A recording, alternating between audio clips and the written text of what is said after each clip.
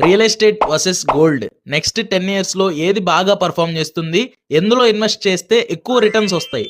అలా పర్టికులర్ వాల్యూని ఎంత పెద్ద ఇన్వెస్టర్ అయినా సరే, ఎంత పెద్ద ఫినాన్స్ ఎంతూజియాస్ట్ అయినా సరే చెప్పలేరు. ఒకవేళ వాల్యూ చెప్పినా కూడా అది ఎగ్జాక్ట్ గా రీచ్ అవుతుంది అనేది కూడా కన్ఫర్మ్ కాదు. బట్ ప్రెసెంట్ ఉన్న ఫినాన్షియల్ మార్కెట్ కండిషన్స్ ని బట్టి చూస్తే గోల్డ్ కైనా రియల్ ఎస్టేట్ కైనా చాలా హ్యూజ్ పొటెన్షియల్ ఉంది. స్మార్ట్ ఇన్వెస్టర్స్ ఏం చేస్తారంటే ఇన్వెస్ట్మెంట్ బ్యాలెన్స్ అవ్వడానికి రెండిట్లో కూడా రేషియోస్ వైజ్ గా ఇన్వెస్ట్ చేస్తారు. గోల్డ్ చూసుకుంటే మనకి పోర్టబుల్ ఉంటుంది, గ్లోబల్ వాల్యూ కూడా పెరుగుతుంది, అండ్ మెయిన్ గా మనకి లిక్విడిటీ ఉంటుంది. కానీ ఫిజికల్ గోల్డ్ అనేది రిటర్న్స్ లో రియల్ ఎస్టేట్ తో కాంపిటేట్ చేయలేదు అనేది నా assumption. Why? Because real estate లో ఇన్వెస్ట్ చేసేటప్పుడు మీరు రెండు రకాలుగా చేస్తారు, ఒకటి ప్లాట్ మీద, ఇంకొకటి ఫ్లాట్ మీద.